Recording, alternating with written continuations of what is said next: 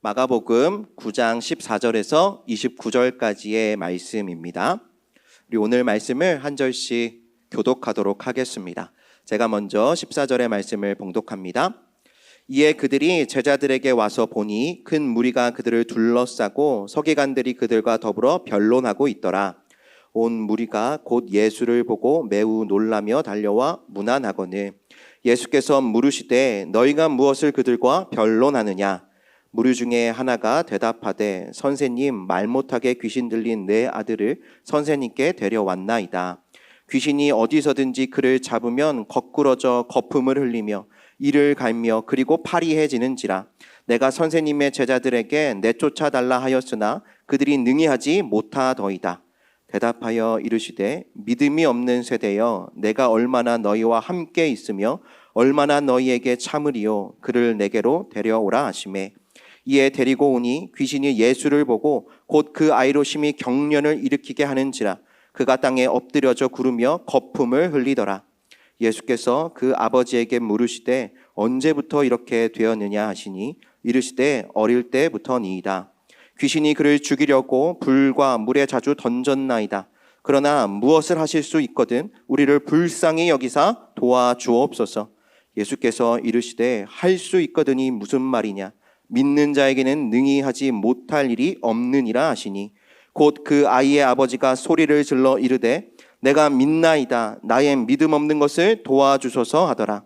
예수께서 무리가 달려와 모이는 것을 보시고 그 더러운 귀신을 꾸짖어 이르시되 말 못하고 못 듣는 귀신아, 내가 내게 명하노니 그 아이에게서 나오고 다시 들어가지 말라 하시매 귀신이 소리 지르며 아이로 심히 경련을 일으키게 하고 나가니 그 아이가 죽은 것 같이 되어 많은 사람이 말하기를 죽었다 하나 예수께서 그 손을 잡아 일으키시니 이에 일어서니라.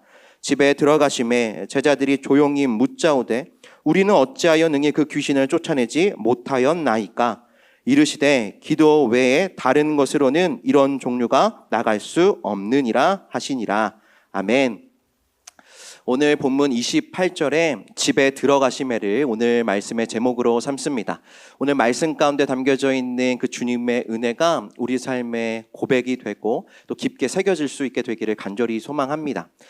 오늘 우리가 살펴본 본문 말씀은 변화산 사건, 곧 예수님께서 높은 산에 올라가셨다가 또 영광스러운 모습으로 변화가 되시고 또 빛을 뿜어내신 후에 그 산에서 내려 오신 그 다음의 이야기를 소개하고 있죠.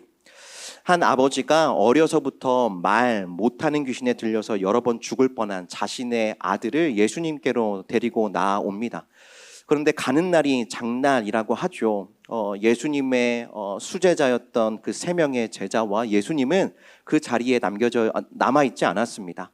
그 자리에 남아있었던 것은 다른 9명의 제자들 뿐이었죠. 남은 9명의 제자들은요, 이 귀신을 쫓아내기 위하여서 참 고분분투했을 것입니다. 그런데 아무런 효과를 보지 못했죠. 이것이 단지 예수님이 계시지 않는다라거나 이 제자들의 숫자가 부족해서 이기 때문은 절대로 아닙니다. 이미 예수님은요, 이전에 그 제자들을 둘씩 묶어서 파송하신 그 경험이 있죠. 둘씩 묶어서 다른 곳으로 파송되었던 제자들은요, 그 예수의 이름 안에 담겨져 있는 능력을 선포할 때마다 귀신을 쫓아내었습니다. 지금보다 훨씬 나쁜 조건에서 그 능력을 보여주었던 것이죠. 그 반면에 오늘은요, 그것보다 훨씬 더 좋은 상황, 그럼에도 아무 능력이 나타나지 않게 되었던 것이죠. 제자들은 참 많이 당황했을 것입니다. 옆에 있던 서기관들은요, 이 기회를 놓치지 않았습니다. 예수님과 그의 공동체의 그 명성에 흠집을 내기 위해서 시끄러운 논쟁의 계기로 이 문제를 삼죠. 이게 왜 안 되느냐? 너희가 왜 하지 못하느냐? 라고 온갖 신학적 논리와 구약의 말씀을 들이대면서 논쟁을 이어갔습니다. 그 서기관들과 말을 섞으면 섞을수록 제자들은요, 자신들의 그 무능함만 도드라졌을 뿐입니다. 여러분, 우리가 여기서 한 가지 깨닫게 되는 것이 있죠. 무엇입니까? 성령의 능력, 예수 이름의 능력이 나타나지 않는 교회, 공동체는요, 세상의 논쟁거리만 될 뿐이라는 것이죠. 아울러서 그 반대도 참입니다. 기도와 능력이 있어야 할 그 자리에 사람의 말과 논쟁만이 무성하다면 거기에 성령의 능력, 예수 이름의 능력은 나타나지 않는다라는 것이죠. 제자라는 이름표, 성도라는 그 이름표가 능력을 보장하는 것은 절대로 아니라는 것입니다. 그렇다면 오늘 우리는 어떻습니까? 우리에게는 어떤 언어가 있고 또 어떤 말을 많이 하고 있습니까? 우리 각자의 삶 역시 깊이 숙고해야 할 부분들이죠. 그 수치의 자리 가운데에 주님이 돌아오십니다. 그리고 그 혼돈과 어둠이 가득한 자리에 질서와 빛을 비추어 주시죠. 그러나 예수님의 마음이 좋으실 리가 없습니다. 그 불편한 마음이 오늘 본문에 아주 자주 등장합니다. 우리가 아주 잘 알고 있는, 익히 들어 알고 있는 예수님의 말씀, 그 유명한 주님의 말씀이 오늘 본문 가운데 여러 등장하고 있죠. 사실 그 유명한 말씀들 속에는요, 무엇보다 주님의 안타까운 마음들이 짙게 배어져 있습니다. 말이 좋아서 안타까운 마음이고, 보다 정확히 말하자면 주님의 분노, 강한 스트레스가 이 말씀 가운데 담겨져 있는 것이죠. 3년의 사역이 마무리되는 과정 중에 있습니다. 하지만 여전히 주님 마음에 드는 것이 하나도 없는 것이죠. 하나부터 다 10까지 다 주님 마음을 지치게 하는 것들 뿐입니다. 주님이 산 위로 데려간 그 3명의 제자들, 그 주요한 제자들은요, 주님과 함께 그리고 주님을 위해서 기도해야만 하는 자리에 있었지만 그들은 그곳에서 잠만 청할 뿐이었죠. 산 아래에 남은 9은 더할 말이 필요 없죠. 예수 이름의 능력을 다 잃어버린 채 세상의 논쟁거리로 전락해 버렸습니다. 세상에서 하나님의 말씀을 가장 잘 알고 있다던 그 서기관들은 어땠죠? 비판과 논쟁을 일삼으면서 예수님을 죽이는 일에만 몰두했습니다. 또한 예수님 공동체에 대한 신뢰를 이미 잃어버린 오늘 본문에 등장하는 아버지, 그 귀신 들린 아들의 아버지 역시 예수님을 의심하면서 시험하죠. 거기에 여전히 기세등등하면서 하나님의 자녀를 괴롭히고 있는, 나가라 해도 나가지 않고 버티고 있는 귀신들까지. 정말이지 주님으로서는 답답하기 그지없는 상황들 뿐입니다. 그래서 본문에 기록된 주님의 여러 말씀이요, 매우 예리한 칼처럼 날카로울 수밖에 없는 겁니다. 아이의 아버지가 예수님께 이야기하죠. 무엇을 하실 수 있거든 우리를 불쌍히 여기사 도와주옵소서 라고 이야기합니다. 그 이야기의 반응, 예수님의 반응은 어떻습니까? 할 수 있거든이 무슨 말이냐, 믿는 자에게는 능히 하지 못할 일이 없다라고 날카롭게 이야기하십니다. 이 말에 이 아버지가 쩔쩔매게 되는 것을 보면 분노 어린 주님의 그 말투, 그 어조, 그 표정이 우리가 상상이 되는 것이죠. 사실 지금 이 아버지의 입장이라면 이건 얼마든지 할 수 있는 표현이겠다라는 생각도 듭니다. 이미 제자들이 숱하게 애써 봤지만 아무 소용이 없었으니까 그림 말하는 것도 오히려 당연해 보이기도 하죠. 아무 차도도 나타나지 않는 아들 앞에서 아버지의 안타깝고 지친 마음에 무심코 내뱉은 말이었을 수도 있습니다. 그런데도 오늘 주님은요, 그 말 한마디, 그 한마디 하실 수 있거든에 격하게 반응하시죠. 그만큼 지금 주님의 마음이 신임이 괴롭고 답답하신 것입니다. 여러분, 마가복음 1장에서 한 나병 환자가 예수님께 와서 꿇어 엎드려 간구하죠. 그가 이렇게 이야기합니다. 원하시면 주께서 저를 깨끗하게 하실 수 있습니다. 주께서 원하시면 저를 깨끗하게 하실 수 있습니다라고 간구하죠. 여러분, 오늘 본문과의 차이가 느껴지십니까? 이 나병 환자의 관심은요, 주님의 능력이 아니죠. 다만 주께서 고치시려는 마음과 뜻이 있는가, 거기에 관심이 있는 것입니다. 원하시면 자신을 깨끗하게 하실 수 있다라는 이 말 속에는 실로 엄청난 믿음의 고백이 담겨져 있는 것이죠. 예수님께서 자신의 질병을 고쳐주실 수 있는 분이라는 확신은 물론이고 그 치유의 주권이 내게 있는 것이 아니고 그것을 강구하는 내게 있는 것이 아니고 주님께 있음을 인정하는 겸비함을 담아내고 있는 믿음의 고백입니다. 그러나 오늘 본문에 할 수 있거든이라는 표현은요, 정반대의 마음이 포함되어져 있죠. 내포하고 있습니다. 우선 상대방을 인정하려고 하지 않는 태도가 깔려 있는 것이죠. 할 수 있다면 어디 한번 해보십시오 라는 그 뉘앙스가 담겨져 있는 말입니다. 더군다나 주님의 뜻이나 의지는 전혀 고려하고 있지 않은 표현이죠. 아마 우리 서로라도 이런 표현을 듣게 된다면 우리의 마음도 낙심하게 될 겁니다. 다행히 이 아버지는요, 그 믿음 없음을 간절함으로 만회하게 되죠. 너무나도 절실하기에 주님의 책망에도 불구하고 다시 한번 예수님께 간구합니다. 주님을 무시해서거나 주님을 신뢰하지 못해서가 아니라고, 이게 내 문제가 아니라 내 자식의 목숨에 달린 문제이기 때문에 다급한 마음에 그런 거라고 주님께 간절하고 겸비한 태도로 다시 나아가죠. 여러분, 분명 간절함에 기댄 이 아버지의 믿음도 소중한 믿음이죠. 근데 중요한 문제가 있습니다. 이러한 믿음은요, 금방 날아가 버린다라는 것이죠. 휘발성이 워낙 커서 문제가 사라지면 믿음도 함께 사라지는 경우가 대다수입니다. 그렇다고 이렇게 간절한 마음을 생기게 만드는 아주 어려운 문제들을 계속 겪을 수도 없는 노릇이죠. 그래서 주님의 마음이 오늘 무거우신 겁니다.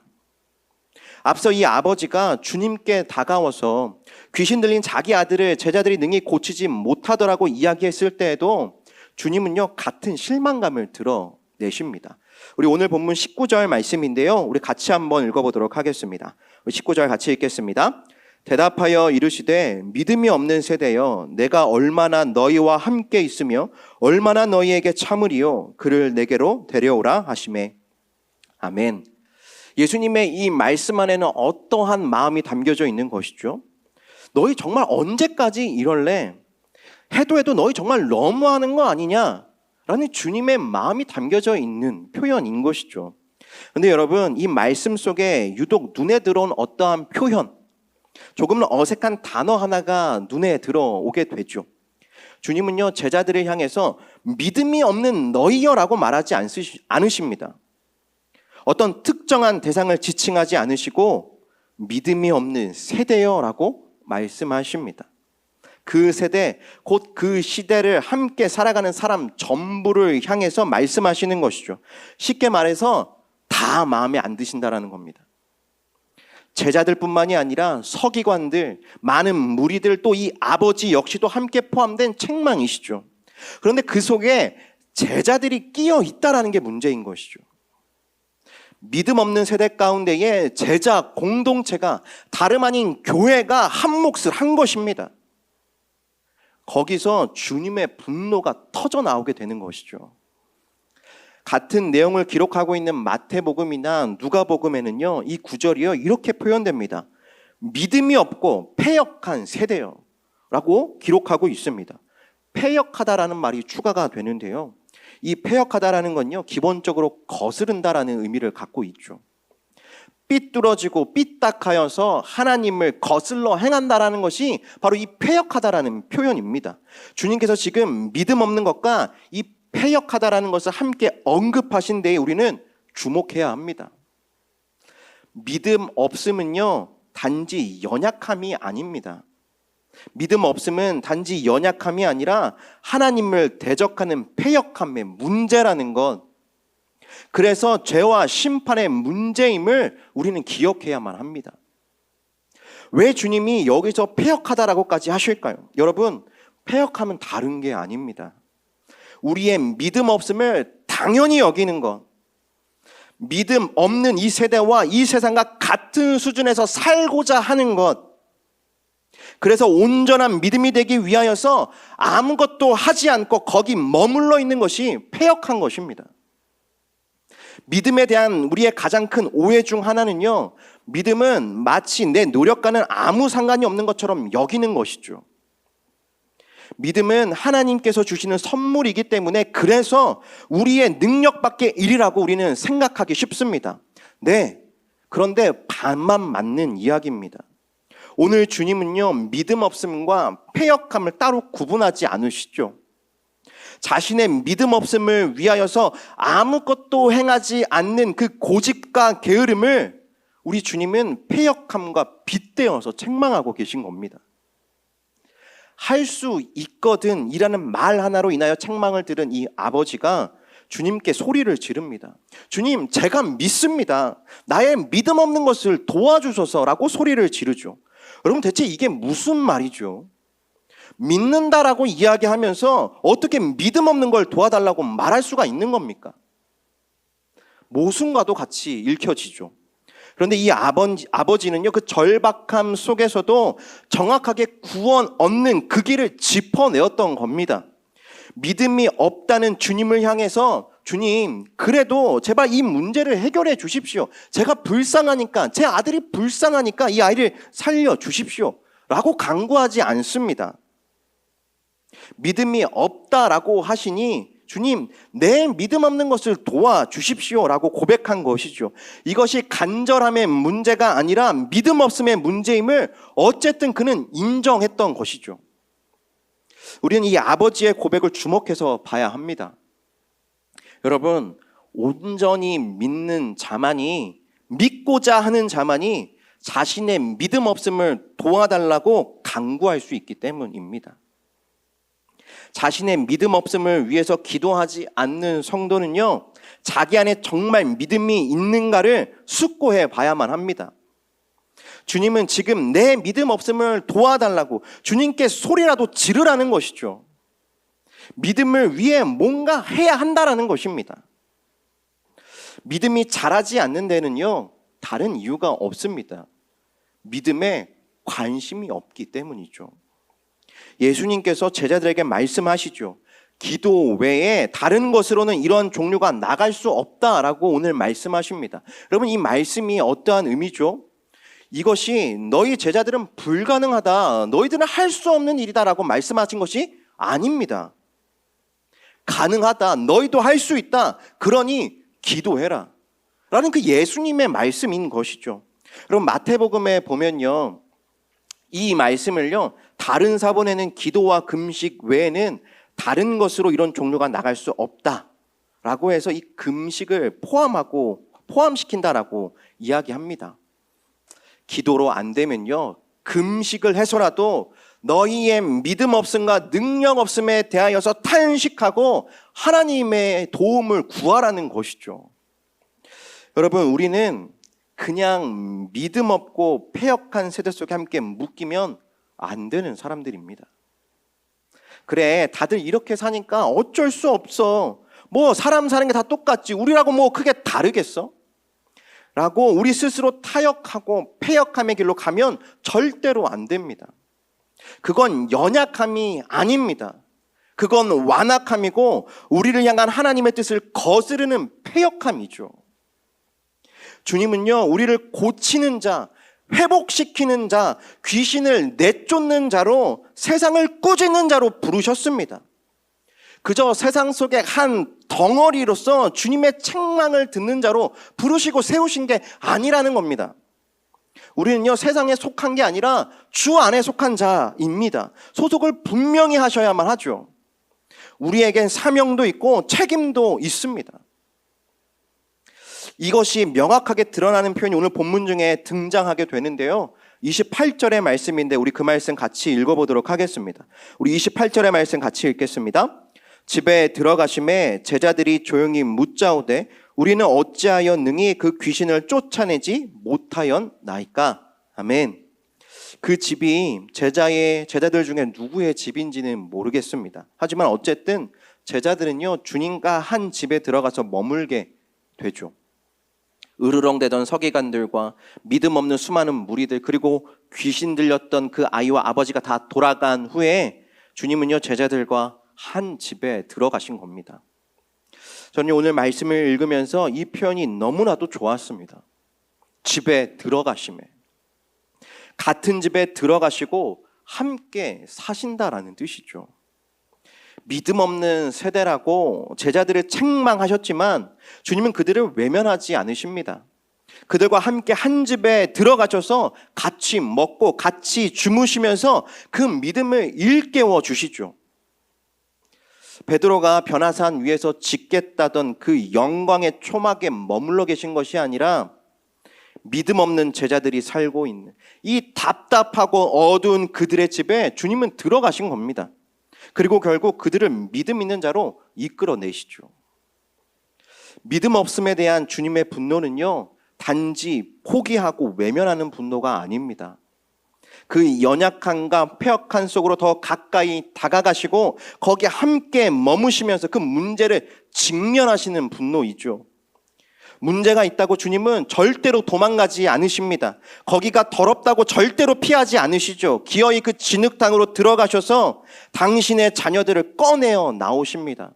말만 하고 기도만 하며 현실을 외면하시는 것이 아니라 그 진흙탕 속에 직접 들어가셔서 주님은 미움을 받고 싸우시며 보내신 사명을 감당하셨던 것입니다.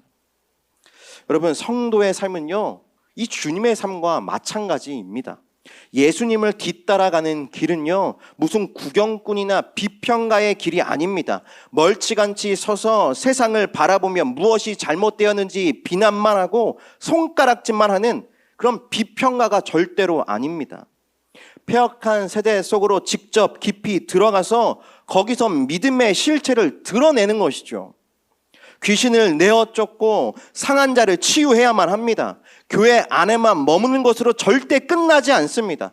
반드시 교회 안에서와 같이 세상에서도 우리의 믿음의 능력이 나타나야만 하는 것이죠. 그 출발점이 어디냐? 우리의 믿음 없고 능력 없는 것을 당연히 여기지 않는 것입니다. 그러려니 생각하지 않는 것이죠. 귀신 들린 세상을 고치지 못하고 거룩한 영향력을 일으키지 못하는 우리 자신을 그저 연민의 모습으로 마음으로 바라보면 절대로 안 됩니다. 그래, 나도 힘들고 어려운 삶을 살고 있어. 어쩔 수 없는 거야. 아무것도 못하는데, 나를 위해서도 아무것도 못하는데 남을 위해서 하긴 뭘 해. 이런 자기 연민으로 타협하면 절대로 안 됩니다. 그러면 답이 정말 없습니다. 사람은요, 어떤 목표치를 이루지 못한다 그러거나 기준에 미달하면요, 묘하게 자기 연민이라는 감정을 마주하게 되죠. 그게 잘 안 될 것 같으면 애초에 최선을 다하지도 않습니다. 그리고 핑계를 만들죠. 그 출발이요, 자기 연민입니다. 난 이것밖에 안 돼. 나는 부족한 사람이야. 나는 원래 이런 사람이야. 원래 그렇게 할 수 없는 상황이야. 내 탓이 아니라 내가 처한 환경이 그래. 하나님이 허락하신 내 능력, 내 믿음이 원래 그런 걸 어떻게, 내 형편에 지금 이 정도도 잘하고 있는 거야. 내가 부족한 게 아니라 내 가족과 내 주변의 도움이 부족해서 그래. 그렇게 합리화를 해버리곤 합니다. 믿음 없음에는요, 연민이 아니라 분노가 필요합니다. 분노라는 에너지가 있어야 자기 연민의 늪에서 빠져나올 수가 있는 것이죠. 제자들이 오늘 그래도 잘하는 것은요, 집에 들어갔을 때 주님께 질문한 것이죠. 나름 열도 받고 짜증도 난 것이죠. 안 되면 물어보기라도 해야만 합니다. 주님, 왜 안 됩니까? 왜 우리는 못합니까? 어째서 나는 아무런 능력이 없는 겁니까? 왜 나는 여전히 믿음 없는 자입니까? 나 좀 묻기라도 해야 하죠. 여러분, 그게 제자입니다. 우리에게는요, 애초에 완전한 믿음이 처음부터 없었습니다. 우리가 가진 믿음에는 여전히 불신앙이 있죠. 중요한 건 믿음이 있는 자만이 그 믿음 없음과 싸우려 한다라는 사실입니다. 믿음 없음과 싸우는 것, 그게 믿음이 있다라는 증거입니다. 여러분, 공부 잘하는 학생들의 특징이 바로 이런 것이죠. 자기가 모르는 것, 자기가 틀린 것을 공부 잘하는 학생들은요, 결국 스스로 견디지 못합니다. 분노하는 것이죠. 그리고 싸웁니다. 그 상황에서 자기 연민에 절대로 빠지지 않습니다. 분노하고 짜증을 냅니다. 그 상황을 받아들이지 않는 것이죠. 우리에게 지금 당장 온전한 믿음이 없다라면 그 믿음 없음을 주님께 아뢰고 기도로 싸워야만 하는 것입니다. 난 원래 이래, 난 원래 믿음이 없어, 난 부족해, 난 어쩔 수 없는 환경이야, 그러면 그 모습 속에서 쉽게 빠져나올 수 없습니다. 여러분, 가나안 땅을 정탐하고 돌아온 이스라엘의 리더들 중 대다수는요, 싸워보기도 전에 졌다라고 했습니다. 그들이 자기들 스스로를 메뚜기라고 여기면서 계속해서 그 믿음의 싸움을 회피했을 때, 자기 연민에 빠져서 그 믿음의 싸움을 회피했을 때 그들의 결과가 무엇입니까? 네, 그들은요 여전히 메뚜기로 광야에 남아야만 했습니다. 사랑하는 목양교회 성도 여러분, 주님은요 제자들의 집 안까지 들어오십니다. 기어이 그걸 해결해 주시고자 집으로 들어가십니다. 믿음이 없으면 믿음을 주시고, 능력이 없으면 믿음을 주시고자 그 집에 들어가십니다. 그것이 주님의 뜻, 주님의 의지입니다. 우리는요 그 주님을 인정하고 주님께 구해야만 하는 것이죠. 빌립보서 4장 6절에 유명한 바울의 권면이 나옵니다. 우리가 너무나 잘 알고 있는 말씀인데요, 이 말씀 같이 한번 읽어보도록 하겠습니다. 빌립보서 4장 6절 말씀 같이 읽겠습니다. 아무것도 염려하지 말고 다만 모든 일에 기도와 간구로 너희 구할 것을 감사함으로 하나님께 아뢰라. 아멘. 주님은요 아무것도 염려하지 말고 모든 일에 감사함으로 구하라라고 말씀하시죠.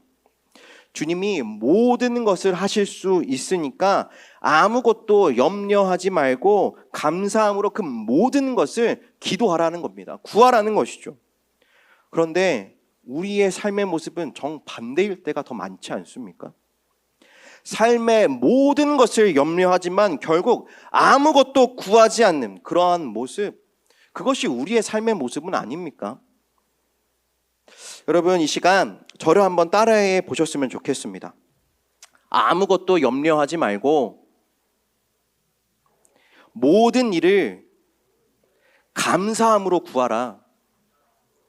아멘.